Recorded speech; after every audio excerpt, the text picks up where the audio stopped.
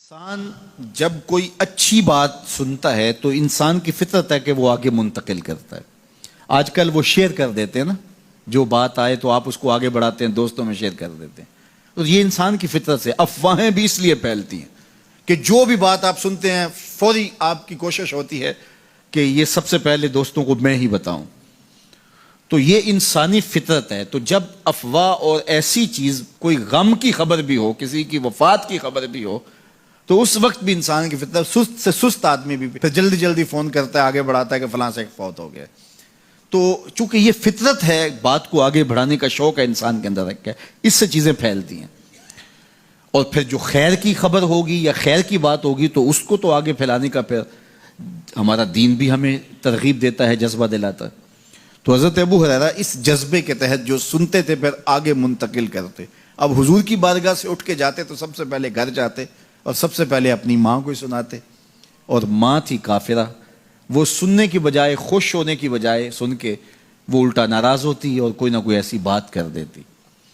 سید ابو ہریرہ سے گوارا نہ ہوتا. ایک دن انہوں نے کوئی ایسی بات کر دی کہ حضرت سیدنا ابو ہریرہ رضی اللہ تعالیٰ عنہ نے فیصلہ کر لیا کہ آج ماں کو چھوڑ دینا ہے, کیونکہ میں یہ گوارا نہیں کرتا کہ میرے آقا کے بارے میں کوئی ایسا جملہ کوئی بولے. اور تھی گھر میں ماں ہی, بھائی بھی کوئی نہیں تھا, بہن بھی کوئی نہیں تھی, باپ بھی فوت ہو گئے تھے, شادی بھی نہیں ہوئی تھی.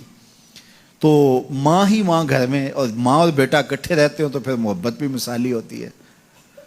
تو اب ماں ہی ایک رشتہ ہے مادی دنیا کے اوپر. تو حضرت ابو ہریرہ رضی اللہ تعالیٰ عنہ نے فیصلہ کر لیا کہ چھوڑ دینا ہے. چھوڑ کے گھر سے نکلے, لیکن دل ڈوب رہا ہے کہ ایک ہی تو رشتہ تھا, وہ بھی گیا. افسردہ ہے, حضور کی خدمت میں پہنچے. دل و قلب و نگاہ کے مرشد اولین نے ابو ہریرہ کی اداسی دیکھی تو فرمایا, ابو ہریرہ کیا بات ہے؟ تو حضرت ابو ہریرہ جس طرح بندہ پھٹ نہیں پڑتا, تو عرض کی, حضور میری ماں کی ہدایت کی دعا کر دیجئے.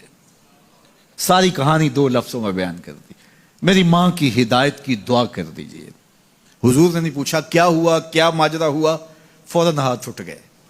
اور لفظ کیا تھے؟ اللہم اہد ام ابی ہریرہ تھا, اے اللہ ابو ہریرہ کی ماں کو ہدایت دے دے.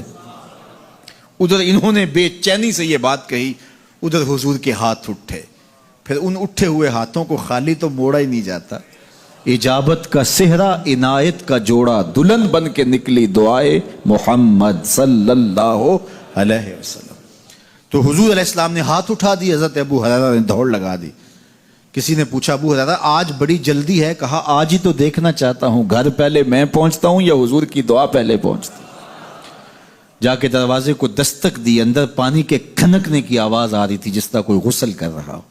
آواز دی تو آواز آئی, بیٹا ابو ہریرہ ٹھہرو. میں بھی آئی. کہا لہجے سے سمجھ گیا اس میں محمد عربی کی دعا بول رہی ہے. تھوڑی دیر کے بعد میری ماں آئی, تازہ آثار وضو سے اور غسل کی وجہ سے ان کے